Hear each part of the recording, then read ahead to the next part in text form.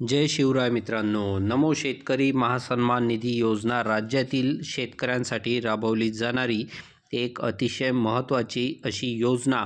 याच योजनेच्या हप्त्यांच्या संदर्भातील काही महत्त्वाचे अपडेट, या योजनेच्या हप्त्यापासून वंचित राहणाऱ्या शेतकऱ्यांच्या संदर्भातील माहिती, याचबरोबर सर्वच योजनांचा लाभ बंद होणाऱ्या शेतकऱ्यांच्या संदर्भातील काही महत्त्वाचे अपडेट आजच्या व्हिडिओच्या माध्यमातून जाणून घेण्याचा प्रयत्न करणार आहोत.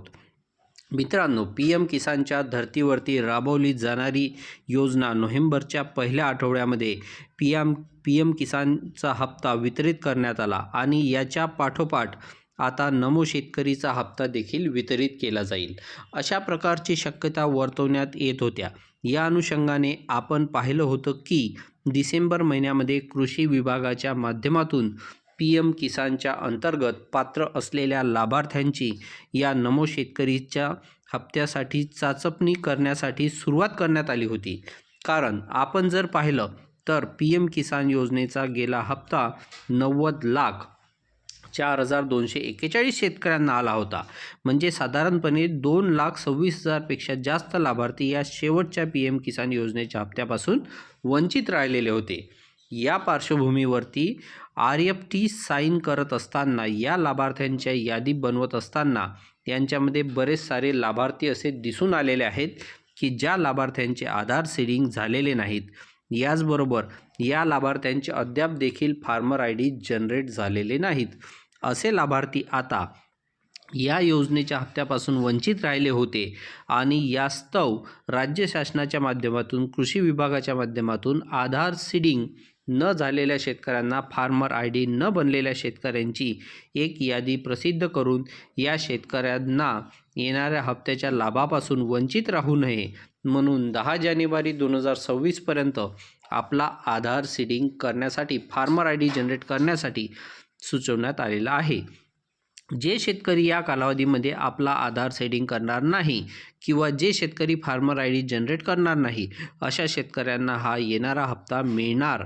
मग आता हप्ता मिळणार तरी कधी?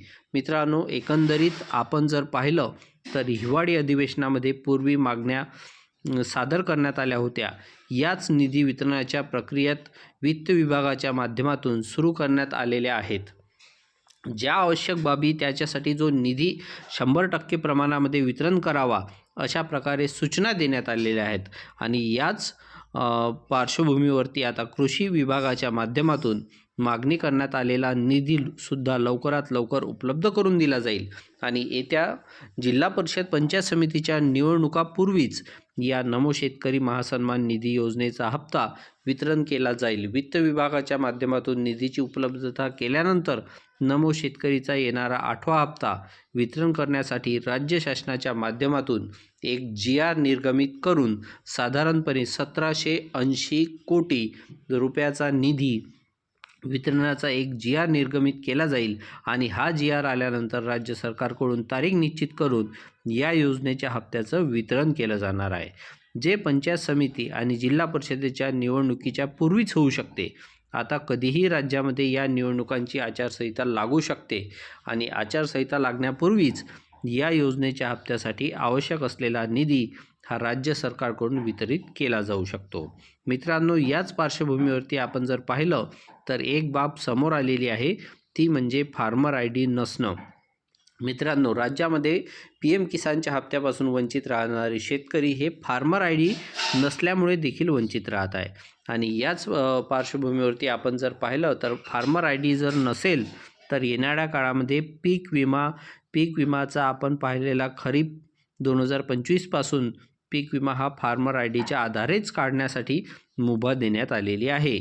त्यांच्यामध्ये पीक विमा अतिवृष्टीची नुकसान भरपाई ही सुद्धा फक्त आणि फक्त फार्मर ID धारक शेतकऱ्यांनाच दिली जाणार.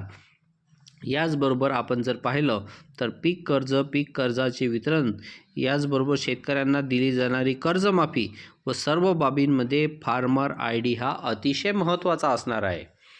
PM किसानच्या हप्त्यासाठी फार्मर ID बंधनकारक करण्यात आलेला आहे. येणारा हप्ता हा फक्त PM किसानच्या लाभार्थ्यांना फार्मर IDच्या आधारेच दिला जाणार आहे. नमो शेतकरीचा हप्ता देखील फार्मर IDच्याच आधारे दिला जाणार आहे.